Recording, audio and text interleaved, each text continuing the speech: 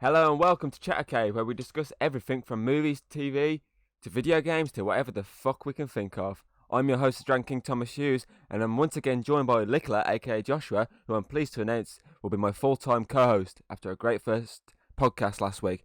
Evening, Joshua. All right. Well, today, as you clearly know, we are discussing Jaws 2, released in 1978, just 3 years after the success of Jaws. The movie was directed by, here we go, Jeannot Swok. Was it I said earlier before production? I don't think you said. I'm pretty sure you said something else, but you know what? We'll just go with it. I mean, I no. can't pronounce anything. After Steven Spielberg turned down due to not wanting to be a part of a sequel to this movie, as he thought the sequel idea was dumb, and also due to him directing Close Encounter of the Third Kind around the same time, along with one of the stars of the original movie, which is a reason why he's not part of this as well. Richard Dreyfuss, who obviously played Matt Hooper, he filmed that at the same time. The movie once again stars Roy Scheider as Martin Brody, as he once again has to deal with a killer great white attacking the beachgoers at Amity Island. My feelings on this movie is very mixed, which will be explained when we break down the key moments in this movie. So let's just get straight into it, shall we? The opening scene: two divers swimming down to the wreck of the Orca. Your thoughts on this? Well, it was the start of it wasn't very much like what I'd imagine a Jaws film to be, or any like jumpy, scary horror film. It was more like Blue Planet and like with all the calm underwater diving scene until the actual score, that familiar score, happened. And so that this is Jaws. Then, like it was just like it was trying to like make it seem like it's the same. It's just like the second one, but there's just something a bit off. Yeah, all you're missing is the David Attenborough in the background. And here we see the mighty shark eating two divers. What a crap show this is. I did this for the money. I think that's going to like basically explain all of our feelings throughout this entire review. So my thoughts on the scene, it doesn't stand out as much as the original did. The original scene from the first movie of obviously her being attacked, that stands out as an iconic moment in pop culture in general. Whereas to me, this, it doesn't feel the same. I think it, due to the fact it lacks the build-up, it lacks the tension. It follows them for a while before obviously it hits, but the first one as well didn't bother showing any sort of silhouette of the shark. Whereas this did. It showed it was a bit obviously murky because they're meant to be sort of shadowy, but you could see the head of the shark, so you knew it was a shark. Which, okay, you can understand because obviously you know it's a shark. Yeah, you know it's a shark movie because if you haven't seen the first one, why the fuck are you watching the second one? Bunch of idiots. That's not a dig at you, James. It is. But I mean, yeah, as you said, the familiar tune kicks in the background as soon as obviously it does. But I mean, the first one, the tune kicked in, it built it up for a while before actually hitting. Whereas this, it hits the tune, divers got instantly, which to me, it doesn't draw an audience in as much as it does if you build the tune up for a while. So that's why straight away this is a downgrade for me. It's like even the lighting of both scenes like are so different. Like obviously in the first one it's all quite dark, quite dark, all quite gloomy, and like you think something bad's gonna happen. Whereas you say this is Blue Planet style. It's colourful, it's bright. It's like it's still kind of murky, but like underwater murky, not like think people are going to die murky. Exactly. It spends ages just showing them some fishes and that. You think, I think I've walked into the wrong movie here. Yeah, even the shark scene in Finding Nemo is more scary than that start. Hello. Yes. Oh, Bruce. Ironically. Yeah, ironic. Hmm. So what am I here with the score? I'll talk about that next. Hmm. I I think it's a downgrade on the original movie's Yeah. entire movie score. It's not a dig at John Williams because he's a great, No. obviously, artist. But I mean, it's a dig at the studio. Yeah. The stuff I've been reading, obviously, with production being late and stuff like Hmm. that, they basically gave him the shortest amount of time to come up with a score, which is why it feels a letdown for me. Yeah. You literally, for someone this good of quality, you need to give him as much time as you can to work on this movie, not Yeah. just Definitely. do this as quick as you can, because He then he. it's crap. Mm, he almost makes the film with his music. It's a bit like, for example, Justice League. Yeah.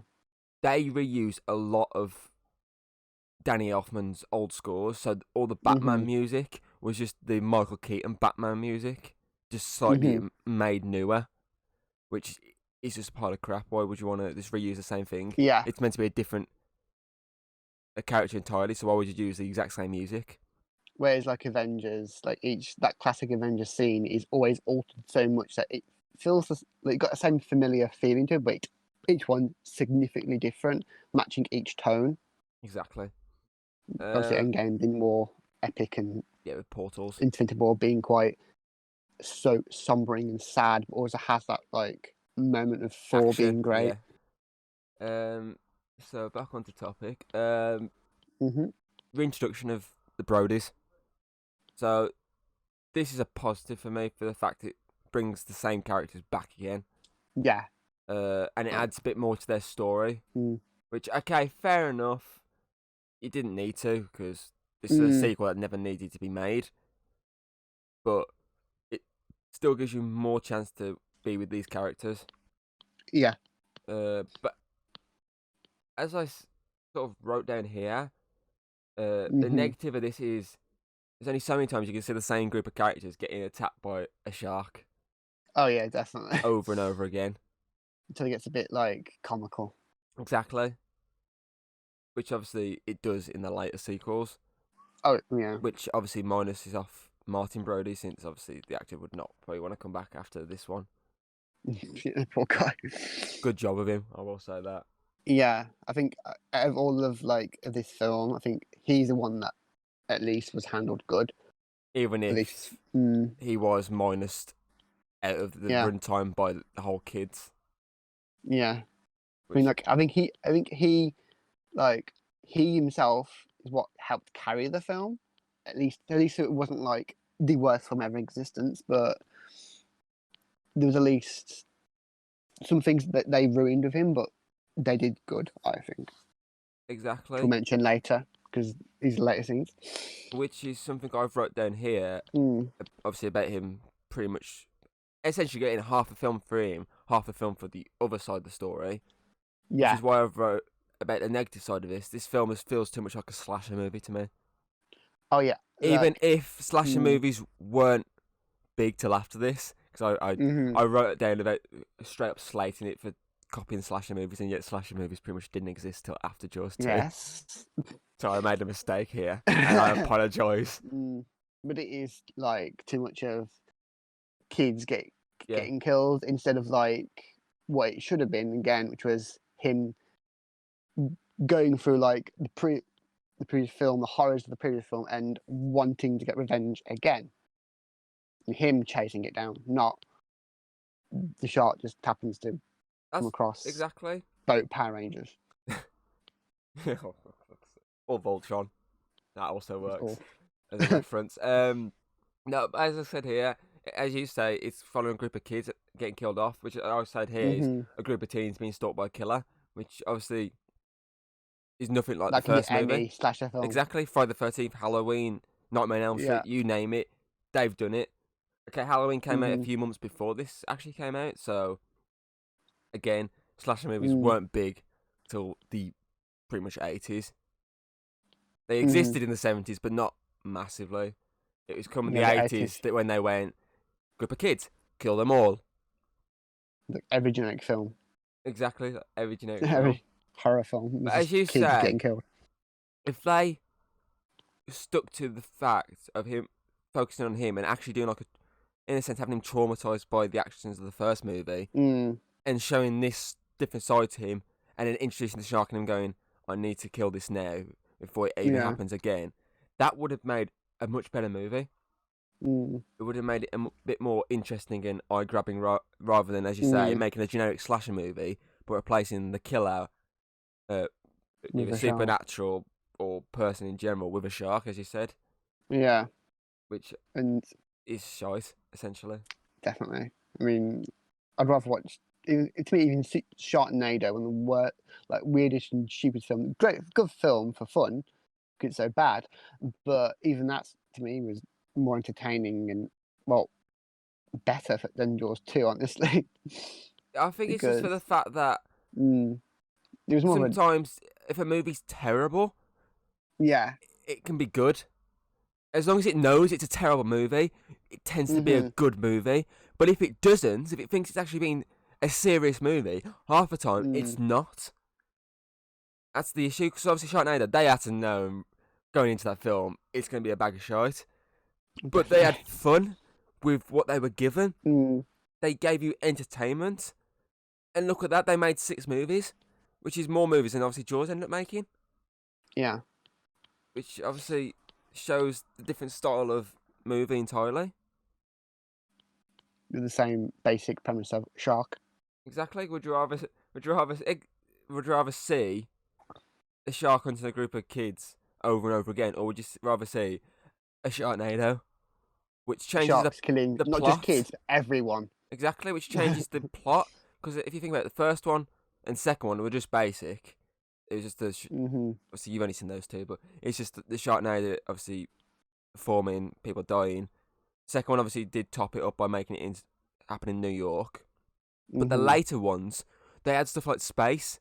They had time travel. Yeah. They had these crazy fucking shit into it to keep you entertained and switch it up each movie. Whereas this, all they did was change the plot focus from Martin Brody to both him and a group of kids. Instead of obviously just focusing on him. Because I think it would have worked better just focusing on him. Yeah, definitely. What have we got next? I want to say I didn't like the scene when...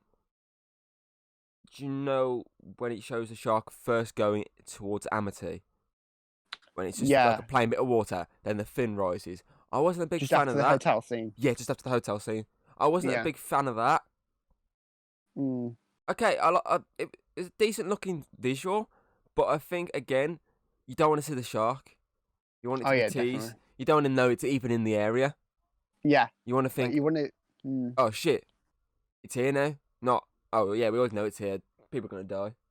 Because when they open the hotel, it's supposed to make it like everyone feel like there's nothing bad's going to happen. That everything's going back to normal. And you kind of want the audience to feel like that. Not like, well, we just saw a fin. You know, it's here. I know it's going to happen. You want that, like, the later on scenes with the actual deaths to be more impactful than just... We already know it's here. It's here. In my opinion, what I would have done, which leads into that traumatized story you spoke of, is the scene at the hotel when Martin does that really weird whistle at a teen. That scene is obviously next to a pool. They could have easily done like a traumatized moment of him seeing the shark in the pool and losing his cool. That would have been really interesting to have seen. Like he's like two kids fighting in the water. Yeah. And you're thinking it's a shark grabbing any of them. Or in general, when she was standing by the pool, you see a fin rise behind her, and that just like freak him the fuck out. Either make him jump out his seat or try and cover his eyes to try and make it go away. Or something like that, to me, would have made a bit more interesting plot. Or even him having like some kind of flashback. Yeah, exactly. Of him, like even him seeing like Quint being like eaten. Exactly. What scene we got next? The water skiing scene, which obviously is built on that parasailing scene at first. Yeah. where Isn't the that guy keeps dumping in the Mm, water and you think the shark's gonna get him. yeah. Like at the film, that they're trying to be tense by like seeing how close he was to getting bit, but I feel like there was so much build for that bit that it made the actual skiing one just seem a bit underwhelming. Yeah, which is something we spoke about when watching it, was the Yeah. fact that they built up this attack here. You're like, oh shit, it's gonna get him, Mm, and then they didn't get him, and then they jump to the water ski scene, and yeah. it Which shows like a appeared there. nice little scene, and it's a bit further Mm, away from where they were doing the obviously the parasailing. yeah. You see them having a bit of fun at first, and the next minute the fin instantly pops up. There's no build up. There's no tension on the scene. Mm, Just oh yeah, it made it all the way from here to there really quick. yeah. Like, if you wanted to like make that a bit more, keep that scene like that, but make it more tense, you would have like the first one to be more of a fake out. Like it Exactly. happens to be a kind of a kid diving, but underneath him, and you think, oh, so there is no shark, and then you see it. I have more of a build up for the actual chase, instead of just having it come out of nowhere. Or it's not even just kids. You could have had like a school of fish or any sort of Yeah. large sea life.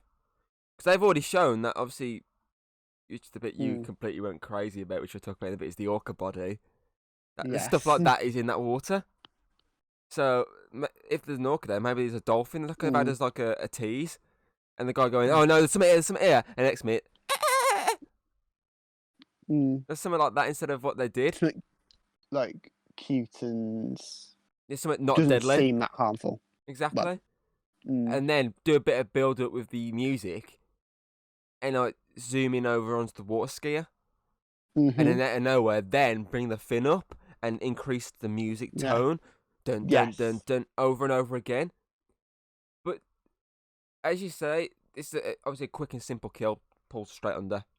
yeah, and he was like, that it, Not even any blood really, just straight under. yeah. But Look, as we spoke about, the scene it builds onto, the boat yes, scene, is which a I think that at least makes up for it a little bit with the whole explosion. boom, boom, boom. But then I think the result for it kind of ruins the image of the shark, which we'll talk on later. I kind of didn't mind the image of the shark, which again I'll get to once I get to that part of my Hmm notes here. But I mean, the as you said, the attack scene, it's got her looking out for it, and it comes up behind her and tries to take her out, Yeah. and it forces her to try and, for some reason, ignite it. I don't know what hmm makes you think trying to ignite it when you can clearly see that you're dousing your own boat in gasoline is common sense. Movie logic. Exactly, movie logic, but as you say, this leads to her obviously shooting a flare right next to her feet where she's Mm, already just clearly poured gasoline to yeah. then blow up the boat, which, as you say, is a really cool piece of visual because then it hmm alerts the ones on the beach, not just the beach, obviously that woman in the house, to the fact Yeah. that something's gone on. And on top of that, it does then make it look like it was a boat accident rather than a shark attack, Yeah. which is the right thing to have That done. Yeah, that at least makes up for it and helps build up the suspicion, which you see later with Brody. Exactly. But as we said about the scars, you said you hmm didn't like how it looked. Yeah, I think like we'll mention it more in detail, but like it seemed a bit too dramatized. Well, what I wrote was I actually liked him having the scars 'cause it shows Mm. battle scars. It shows that, It's at least it's still the same yeah, it's one from the boat. exactly, Mm. but not just that. Obviously, shows his hits and misses that he's had. hmm So he's got these massive scars all over his face that they know now this is the one that attacked those. hmm So as you say, it's essentially like like if you cut your arm Yeah. and you cut it in a certain place when no one else has cut it, then they know it's you if they see your arm. They're like, oh yeah, that's you. Mm. Yeah, I still think it's like just like too generic sharky film, like oh, big scary burnt Scarface. How scary is Hyde? And so And we expect him to jump out the water and go, Mm. say hello to my little friend. that's what I do imagine. Yeah. Scarface the shark. um, yeah. So the next scene, which is obviously what I mentioned you hated, was the orca body scene Yes. because they kept referring to it as a whale. Which is not a whale, it's a fucking dolphin. You can let it pass. It's a 1978 movie. You can let Oh, it slide, but I know you couldn't because I could hear you over and over again when watching this, complaining over and over again. And I felt like you were about to just chuck your phone and just walk away from this movie. It's one of those misconceptions that really pisses me off for some weird reason. I think as well, this Oh. scene is straight up. It's meant to be a replacement of when they found the body in the first one. Oh yeah, definitely. When that was alerted to, oh, there's something out there. I mean, at least it added like to Brody's suspicion, and like he's like, I know this kind of bite. It's a great white, and they're like, no, it's not. Exactly. And even like what I guess he's like supposed to be like this marine biologist person that's with her, the woman. Yeah. She's like, it might not be a great white. It wouldn't be a great white here. And like, we're all like, but there was. The first film, have you heard of it?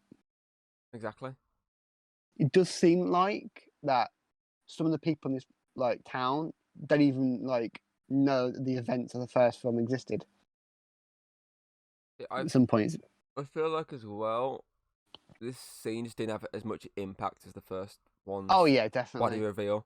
But I feel like the reason they used an orca body over the scene a human body, because if you notice in the first one, they didn't really show the body. Yeah. But this one, which had a lesser rating, by the way, which was a PG rating, I feel like they used the orca body to get around that rating. Oh yeah, definitely, because it allowed more people to watch the film. Exactly, because it's obviously a really fake-looking animal carcass with bites in there. Whereas you can, if you add like a fake human carcass, you can clearly tell it's human. On top of that, Yeah, you gotta get around the censors then of making it not break their PG rating. So then this leads on to him chasing down the mayor and yeah. saying, "Oh, we've got another shark problem." And the mayor's like, "You're joking, right?" Mm. The fact that he doesn't believe him again after everything he's done is kind of Yeah, a dumb trope to keep going on this character. yeah, it is a bit like. I mean, yeah, it's still showing he's a scumbag. Is kind of good and all, but he have not showed any growth from the first film. Like you would have thought, having like loads of like kids dying and him realizing it was his fault that this happened, it would scar him a little bit. But no, he's just like, no more sharks. Exactly. Kind of a dumb trope to keep going. Mm, They could have at least made him a bit more skeptical, which, yeah. as I stated before we recorded, I was looking at some of the deleted scenes and I saw that there's a scene later on where they fire Brody. And Yeah. there's a scene where it actually shows you them voting to fire and he's the only one not voting to fire him. That shows the actual side of him that he still trusts Brody, which is probably why they more than likely cut it from the movie to show that he doesn't trust Brody at all still, which is a weird, That would probably dumb trope to ruin the character. continuity they're trying to go with. Exactly. When really it's what would probably realistically have happened. Exactly. The next scene after this is when I believe Brody leaves him and goes to the beach, and he sees the wood in the water. I very much like that scene. Definitely, because it shows how he's weary of the water. He's still paranoid. And that shows he's at least somewhat scarred by the events, but. And it's probably one of the only times they used, in the sense of the exact same sort of scene from the first movie, and it worked for me. For the fact that he went into the water after eventually let go of his paranoia to grab the piece of wood, and then the body jumps out, which is the exact same scene in the sense that Hooper had when he was underwater, when the body was in the boat, and he just screamed. It's the exact same sort of moment. Yeah, and it's a good way of reusing a kind of a callback, but using it in different ways. Exactly. Because like it shows how who was more concerned of like analysing it and understanding what's happening, whereas obviously Brody's more of like wanting to protect this city and the island. Exactly.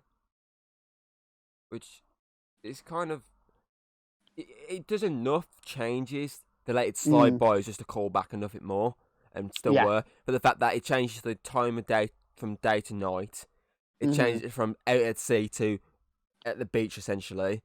Yeah. And it changed different it from obviously people. Hooper to Brody.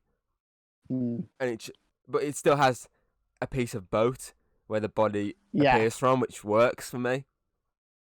It gives you a bit of familiarization with the previous film, so at least you do like sort of think about it, previous film, and it probably like helps to not make the rest of the film seem as bad. Exactly. Makes it you can endure it. Exactly. And this then, which scene's next on my list? It was when he went home Yeah. and Ellen got off the phone and she said that Hooper was on. I can't remember the boat's name off the top of my head, but he was on a ship and he wouldn't be seen for another. Also heard from for another few months. I like them referencing the fact he still is existing. Even if the actor doesn't want to. Exactly, even the actor's not present, they still acknowledge him. Because a lot of movies, when they say do a sequel and don't involve that character, they usually don't even make a call back to it.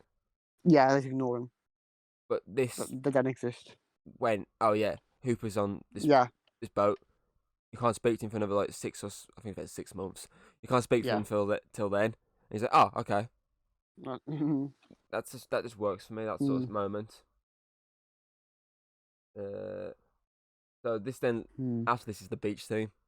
Yes, which I think throughout the entire film, I just couldn't help but compare that beach scene to the first scene, the beach scene from the first one, and like how impactful that was when all the calm, and then you see that kid getting killed in front of everyone, and then in this one, it's just like it's more about this paranoia, and which is good, but it's still just shows the difference between both films and how the first one was just a lot more iconic. Exactly. So what I've stated is obviously, as you said, they kept the paranoia of Brody, which works. Yes. But by this time, having him in the Shark Watchtower, watching over everyone. Mm-hmm. And obviously that leads him to getting really crazy when he sees that big shadow in the water. Yeah. And he just jumps down, scares everyone away, waving his gun around, and then starts shooting at the water, obviously to the reveal of fish. Yeah, it makes up for it, but like, having no shark, okay, but it's just the way it was dealt with. I felt like it could have been a bit more impactful. Because as I said here as well, the first one, obviously, the first one led to a shark attack where this didn't. Yeah. But the first one still, I think even if it didn't have a shark attack, it still teased it. Mm-hmm. It still teased the audience ready for it. And then obviously the shark did attack. Whereas this one, it didn't really tease anything. It spent a lot of time with the mayor and obviously his group of people essentially trying to sell Amity Island Beach to outsiders. Yeah. It focused more on that with a few glances here and there at Brody in the watchtower. People going, oh, what's he doing up there? And that girl's like, oh, it's a shark watchtower. I saw it in Florida. And there's like, oh, it's not a shark watchtower. Yes, it is. No, it's not. Like, stuff like that. And then it finally leads into more of Brody then, obviously when he sees the shadow, to run around and shoot at the shadow and almost hit a kid. Yeah. Almost shoot a kid in the face.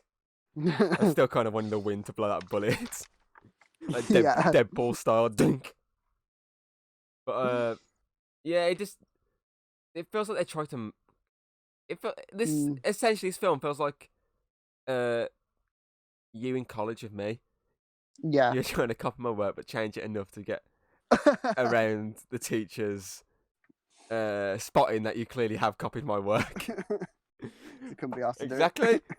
Which is funny because obviously my work was copied in general of someone else. And then you added Craig into the mix, and it was me copying from someone else, for you to copying from me, to Craig copying from you, but it was still being changed. It's like Chinese whispers. It was still being changed enough to get around it. Oh gosh. Oh man, those were the days. Anyway, the camera photos. That scene when he sees the photos. Yes. I like this scene because obviously it adds to Brody's theory of shark by 100% confirming there is something there, because obviously you can see an eye. You can clearly see Yeah. that in the light of day. And even if it's not a shark, it's still an eye to get you to go, okay, maybe we should maybe cancel anything to the beach. Yeah. And on top of that, in general, it just gives him some proof to go to the town and say, look at this. Even if it does obviously get thrown at the window, it still Because they're all is there. awful. Exactly. It still is there for him to say, there's something in these waters. Look at it. And I also like the fact it was just the eye and not a massive picture of a shark. Like, because if it was just a shark, it not only would it look awful because of we've seen the actual shark. Shark posing. Some kind of like French, paint like your French girls. It's the shark and the shark's head and the Mona Lisa. But you're saying that's an actual thing. Oh, it probably is. I swear that's in one of the Sharknadoes. The head goes through. I swear it's a Basil Brush joke. I swear it's the head goes through the picture of the Mona Lisa. And I swear that is an actual thing. I'm gonna have to look into that. I swear it is. But yeah, I think I really think this scene works. It was handled better than most things. Yeah, easily. And it was obviously it was foreshadowed that it was gonna happen at the start when you saw the camera hit the floor of the ocean and the camera go off. You then know it was foreshadowed that it was going to happen when it obviously eventually come back round to them finding the camera. So definitely the best form of foreshadowing this film has handled. Compared to some of the other scenes. Yeah, compared to the last scene, which you hated their foreshadowing. But we'll get to that later. This brings us to the second diver attack scene when that guy's underwater. Yeah. I've wrote that it lacks the classic Jaws music build-up. Yes, it had a very somber music instead, until the shark appeared out of nowhere. As I've written here, you add the music to it, the Jaws music, and it makes this scene 10 times better than it actually was. I just find it weird that the scene in general didn't use any sort of tense music. It was a tense moment, but it went for the more somber music. I feel like it might have been a studio order instead of John Williams. Exactly what I've wrote here is the fact that the next scene afterwards, which didn't really require the music, which is when those two are on the boat, that couple, and next minute the thing just appears and the scene ends. The music kicks in then, but all you're seeing is the thing. Why wouldn't the music kick in when you're seeing the fucking shark? It seems stupid. Stupid and dumb. It's probably like for them, it's like, let's not make it too similar to the first film because they wanted to make it more like accessible, maybe. See, literally, they could have done that the other way around. The Jaws music for the first bit and the somber music for the sailing boat. That could have been the other way around, and it would have worked 10 times better for this scene. Yeah, and would have obviously helped draw audiences in a lot more. Obviously, this then leads on to the actual sailboat being attacked. Yep. I think this did it right with build-up. It added the music before the shark obviously appeared to knock the guy at the boat. It built it up, and then it knocked him in. And I think this is probably I say it's probably my second most tensest moment in the movie. But the fact that one side of the boat, you got the guy, the other side of the boat, you got the shark. They're both trying to get into the middle, towards the boat as quick as they can. Yeah. I was him to get to safety, the shark to eat him. And that is probably one of the most decent scenes in the movie. Because most of the shark film scenes are like them trying to recreate the magic of the first, but just ending up being more comical and not as tense. But at least that one worked. Exactly. I mean, most like of the shark scenes were laughable, but that one at least. Especially later on when you actually see all the mechanical bits inside the shark's mouth. It's an iconic shot just for the fact you can see the pieces inside its mouth. Oh god, that was another show as to why you shouldn't show it. Definitely not. That's why Spielberg was genius at hiding it. He knew the shark was broke. He knew showing the shark as much as that would ruin it. He knew for the fact he was broke, he couldn't do it anyway. Yeah. but that was a blessing in disguise for him, because it meant that Definitely. he could do this tense movie building around the shark Mm-hmm. being there but not being seen, rather than this where it's like, shark! Mm-hmm. But I like the aftermath of this scene as well. Yeah. It shows, obviously his girlfriend very traumatized after his death. Oh yeah, definitely. She's like shaking in the She's boat. as it completely, in a sense, can't move. Which you which see is later realistic. on. Exactly, you see later on when she turns back up again. She's pale as anything. She's pretty much not there whatsoever. Yeah. After this boat scene, obviously, then it's revealed to Brody and Ellen that obviously the kids are on the water, Yeah. and they both dive into the nearest police boat to go there. See, Mm, as I put here, they could have easily just had him go out with the cop, and that be it. yeah. But I think adding her is a nice touch to give her more of a emotional. emotion and more purpose in this movie, which obviously then leads to when they find the actual girl later on, that Yeah. motherly touch for the fact that Mm-hmm. she managed to sort of calm her down enough as he goes off to find the kids. That's how it should have. That's how it should be. Exactly. Like, because if they hadn't added her, not only would have been a bit awkward with this random shaking girl. You're like, what's going to happen to her? Who's going to look at? Like, she's obviously traumatized, and no one's here to help her. Exactly. But also, it would have made her like seem a bit like shallow, not really caring as much. Like, you'd think a mum would jump in, which is what she does. But if they hadn't done that, it would have ruined a lot. Exactly. It showed obviously a motherly touch can calm a lot of things Mhm. down. And as I said, this scene that we just obviously spoke about was in between the obviously the boat, obviously them jumping on the boat and the kids being attacked, which is obviously the bit we're going to get to now. So we're going to rewind a little bit there Yes. to the actual shark attacking the kids scene. Mm-hmm. Again, I think this lacks build up. Definitely. It goes more comedy Yes. because he's there trying to pump his boat up while laughing and joking around. And next minute from behind, you just see the shark rise up and just knock him off his boat. Yeah. And obviously, this, as we saw, one of us who was watching it said, was the fact, wait a minute, when all the boats were sort of crashing into the water, Mm-hmm. one of them was a manual flip. The shark didn't even touch it. Yeah. No boat touched it. She steered the boat and caused it to capsize. It was. Okay, It was bad. yeah, it might be a spur of the moment thing when you accidentally do it, but I Yeah. mean, you've been sailing this boat for ages.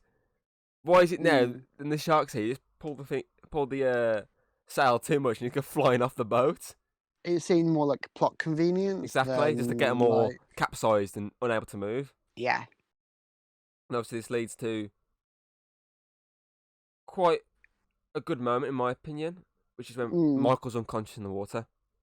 Yeah, that was and good. Everyone is trying to get him out of the water, especially when the shark emerges. And they're like, oh, come on, get here, quick. And they're trying to obviously pull towards him to get him.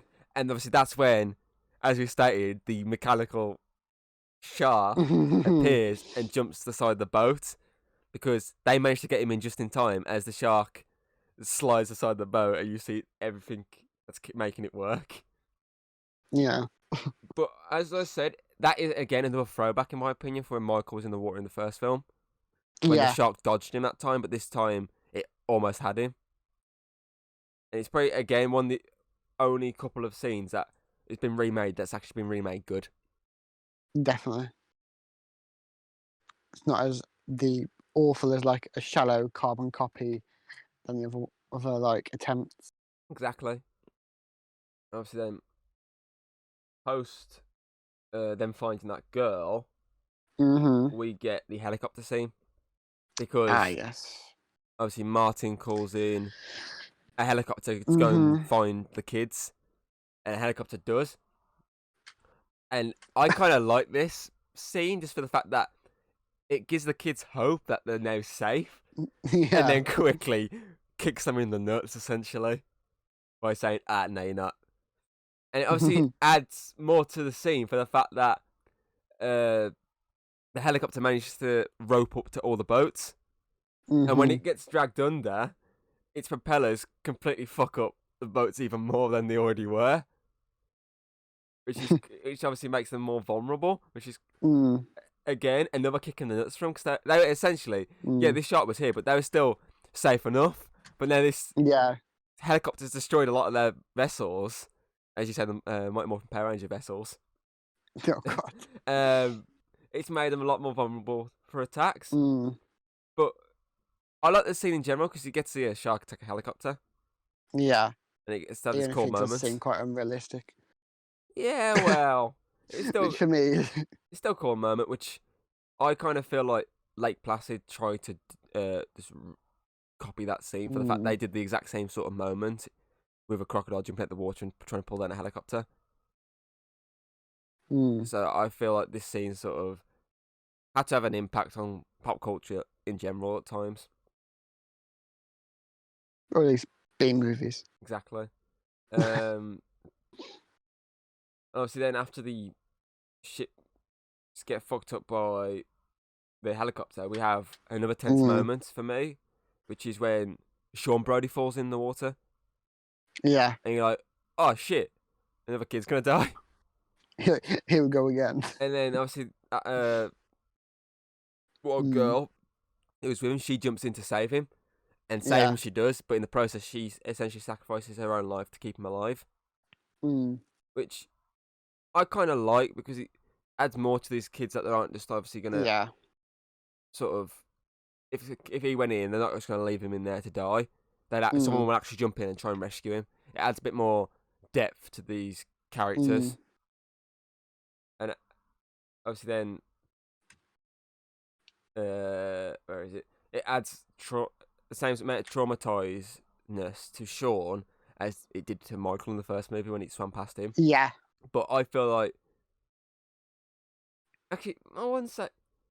I'd say it's about the same level, maybe just a bit more for Sean, for the fact that the girl was pretty much Mm. right next to him as it got Yeah. At least he grabbed. saw someone die, pretty Michael much. did, but I think there's a bit. Yeah. It was fair enough away that it wasn't as bad Mm. as Yeah. Sean basically witnessing her save him and die instantly. And obviously, the traumatized wise, it adds him straight away when he's scared to even let go of the. I don't know, my boat lingo here. The bottom of the boat. He Mm. won't let go of that. Even when the others are trying to say, get over here now. And it's not until, like, Yeah. as you said, that really creepy friend starts saying, get your ass over Oh, here, that weirdo. or I'm gonna rip you a new Yeah. one. And then he finally gets him, and he has this really, really creepy Yeah. kissing scene when he's kissing him on the you kiss him on the It was head? unset. Or Yeah. on the I mean, cheek? like both. Everywhere, wasn't It it? was, Like, it was really unsettling. it would It have just, made more sense if that was obviously his brother, but it's yeah. not. It's just his brother's mate. It was really creepy and really It kisses just, kids. it was out of place. It was unsettling, and it was just like, You can see why why did he he did get it. eaten? You can see why he did it for the fact that Yeah, but obviously he's good friends with his brother, and mm, he's always known Sean, and you can yeah, sort of see why he'd be happy that he's safe. But it's a bit of a creepy scene, which we then ripped on in the movie, saying, "Imagine if you said why couldn't he have got eaten?" And I said he probably would have tried to yeah. kiss the shark, and the shark would have fucked off. The shark would be like, "Fuck this, I'm out of here." Yeah, like I would have preferred like him to go and eat and the girl got eaten to be the one doing that, or 'cause Exactly. it would have fit more if it was like a girl because obviously, That's creepy. yeah, it just with him it seems I don't think it's out of just the blue. the fact that he was kissing. His sort of physical presence of him doing it. It looked really weird. Yeah, 'cause especially from the fact that he went from being like, I'm I'm gonna gonna like rip into you, rip you a new arsehole, yeah, essentially. to I'm gonna kiss you like, on the head now. yeah, it seemed more like aftercare after doing some really hardcore BDSM session than like just saving some kid from a shark. Exactly. Uh, we'll move on now then. To the end scene. Which I didn't feel like was an end scene. It was I thought it was way the too whole long. the whole final like thing. It seemed like it was just another like, oh, the kid's gonna die, and then Brody shows up, it didn't feel like the end scene of like the first film, should I say, like when like you could tell it was setting up for the final kill. Whereas this one, it seemed like a massive overdrawn kids screaming to then the actual fun. Oh, the shark dying now. Yeah, to me, I felt the first one, it knew when to start essentially Yes. get you in the mode of the end scene, which is when the shark bursts up and kills Quint, Mm-hmm. pretty much. You know from there, this is the end game, Yeah. essentially. Whereas this, I feel like it starts to try and get you into the end moment way too early, which is when Martin turns up. It starts there, and it drags it out, pardon me, it drags it out for like 15 minutes or so, like 10, 15 minutes, which is way too long for an end scene. Yeah.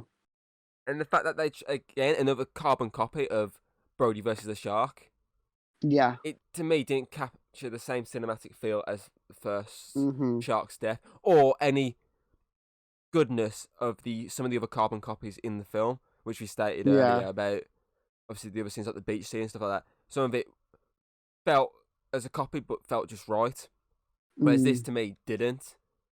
But what I will say is the fact that obviously, as I say, they did not top the first Shark's death. It was still a good death, but it didn't top it. I did like the fact that they tried to swap it up compared to some of the next film you'll see. They pretty much try and do another explosion scene, whereas this, they went, oh, let's get the shark, let's fry the fucker, which I kind of liked, but obviously it just didn't feel the same to me as the first one did to me. Yeah. I mean, as we say, the setup for the kill, it wasn't as subtle as the first film. Like, I remember when we watched the first film, you mentioned that was the first time after watching it for so many years that you realise The tank. that the foreshadowing of the tank. Yeah. Was this one?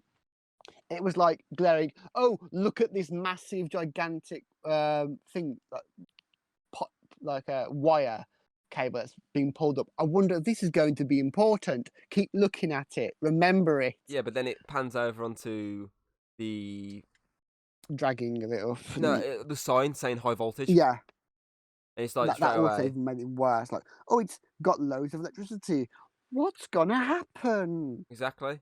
That It could was have too glaring in your face. exactly. It was too obvious. Like, on the first one, that subtle, like, here we go, be careful, it'll explode. But it was like more of an offhanded comment, and it was done so early on in the film that you don't really kind of like keep not straight away. Oh, that's going to kill the shark. It's more like, okay. See, early on in the film, they did show the wire very early in the film. They pulled the wire out by mistake and they went, "Oh, put that back in there," because it's obviously a power cable. So it does hint at it then. At least it does do a tank moment of this is essentially a big deal now. But it, unlike with the tank actually keeps coming back every now and again to hint at it more, but still subtly hint at it. Whereas this is just comes at the end. Cable, electric, boom. Like the first one, at least like it explained it. If it like on the first one, if the first time they showed the cable, they mentioned be careful, it's high voltage. Just like put it back down, and then keep like sort of have them people in the town sort of mentioning it, saying like, oh, we've had some problems, fluctuations, the power, and blah blah blah. And keep mentioning it, so it's like it's in people's heads, not just completely forgotten. Like I couldn't even remember that first part of that scene. I just literally just remembered it a second ago. I was like, wait, no, they did foreshadow it slightly.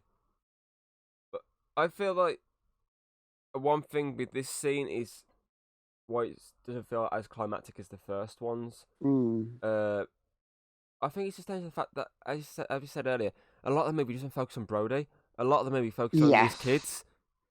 If it was just Brody versus Shark again, I think it would feel a bit more pardon me again, a bit more climactic. But I will say this is a bit more tense probably for him. Okay, it was tense that he's by himself in the first one. Him versus Shark. If he dies, that's it. Game over. Whereas this one, he can see his son. He knows his son's here. It's got to be tense for him as a father to know, I've got to do this now. Kill this shark before it kills my son. So I think it adds a bit more stake on top of the conclusion. Yeah. Mhm. I I think think overall though, like the whole scene was just it was a mismatch of chaoticness. It was just too much going on. People truly know like what was going to happen. exactly, It seemed out of it. exactly. I think that's the right point to start doing some conclusions here. Yes. So Um, I think overall, overall the movie for me is nowhere near the quality of the original. It's a definitely. lot better than the third and fourth, which hmm obviously we'll get to see. But So, i.e., the first one was a peak, and it goes downhill from there. yeah, basically, it's in the realistically you'll be seeing it in the Yeah. perfect ordering. Um, Mm. I think in the case of most horror sequels, it Yeah. it does work and it doesn't fail as much as some will, and Mm. some have. Sorry.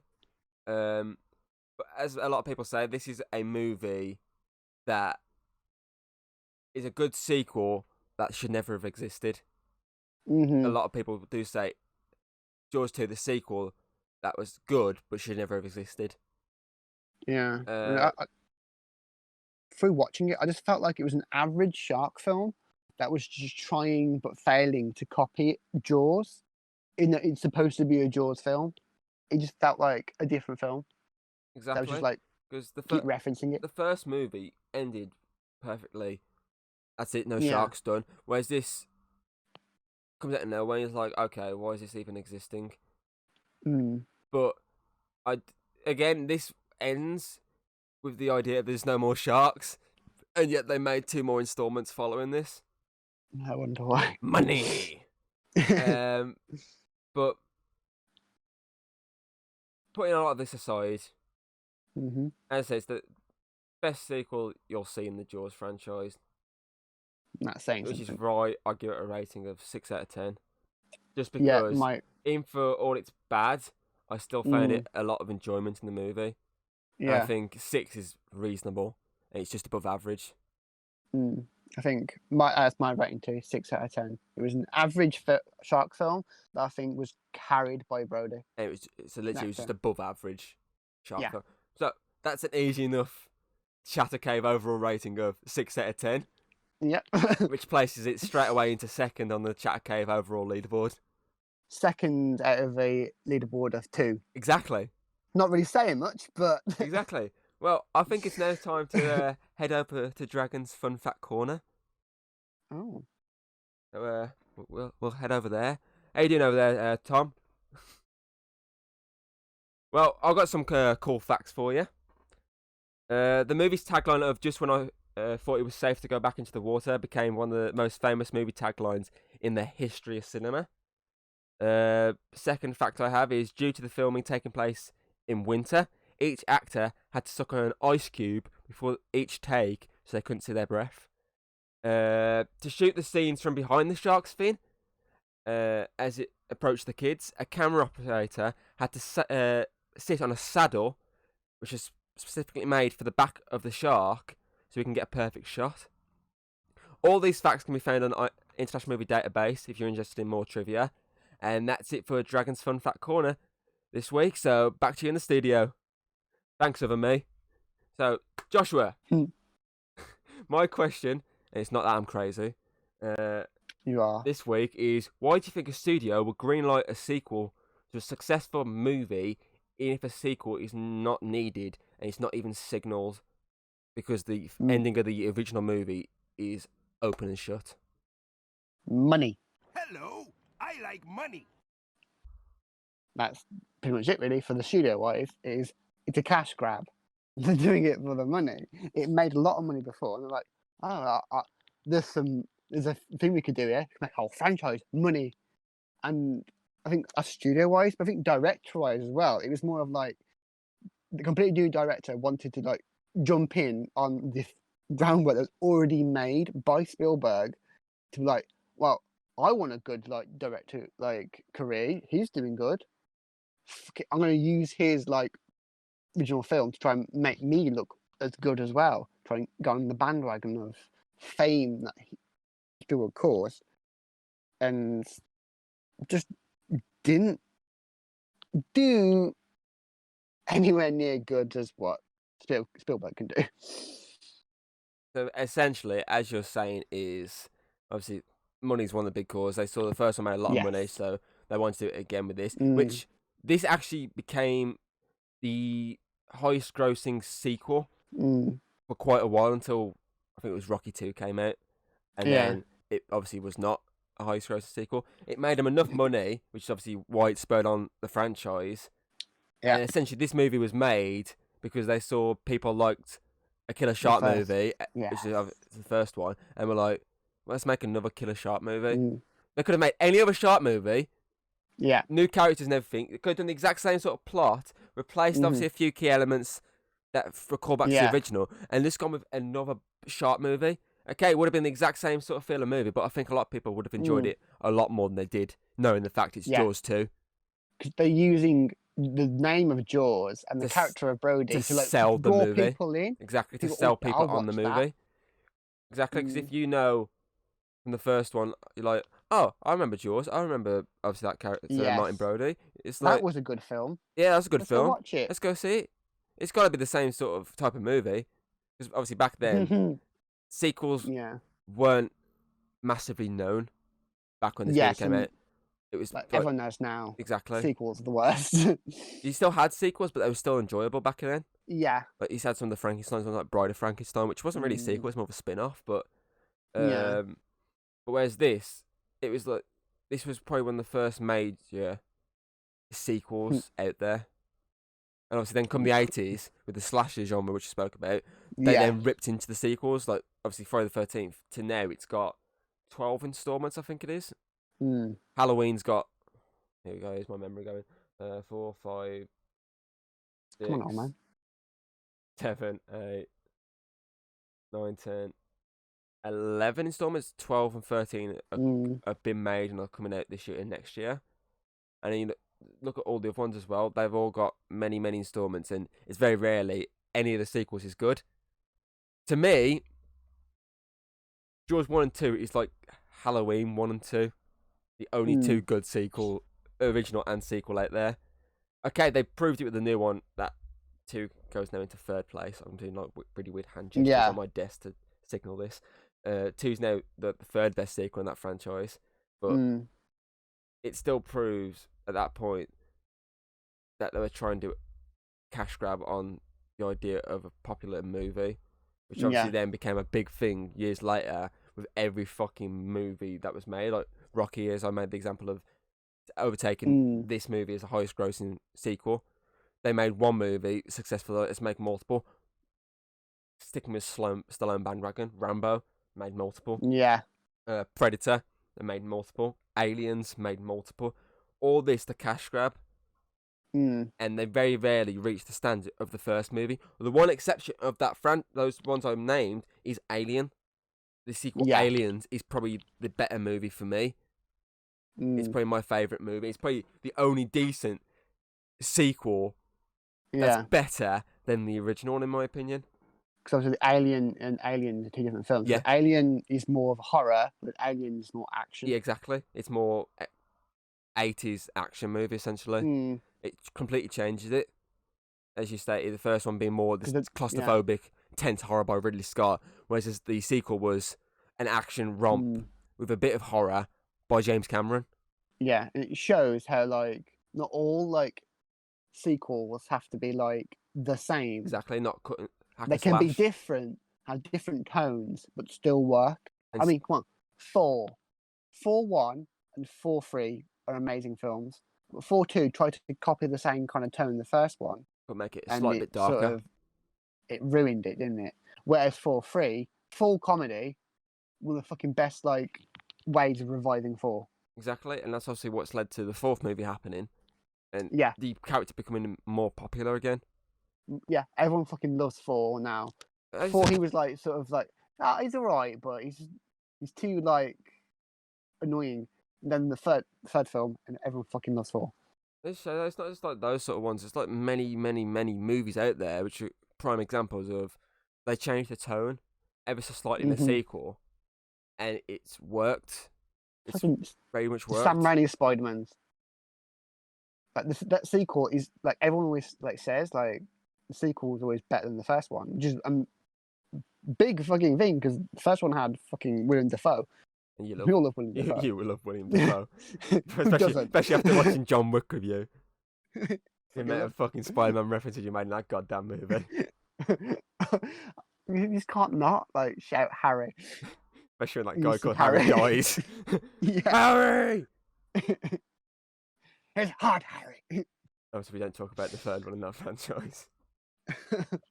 That is the one example of tonal switch. But as we yeah, know which why, ruined. we know why he did it. Just Oh, to yeah. fuck the He did it studio. on purpose. He did it on purpose to piss off the studio. Exactly.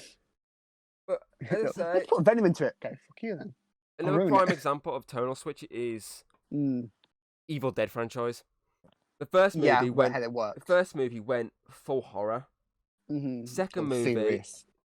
Second movie went horror comedy. Yeah. Third movie went pretty much comedy Mm-hmm. with a slight bit of horror, and it changed it all the way through those three.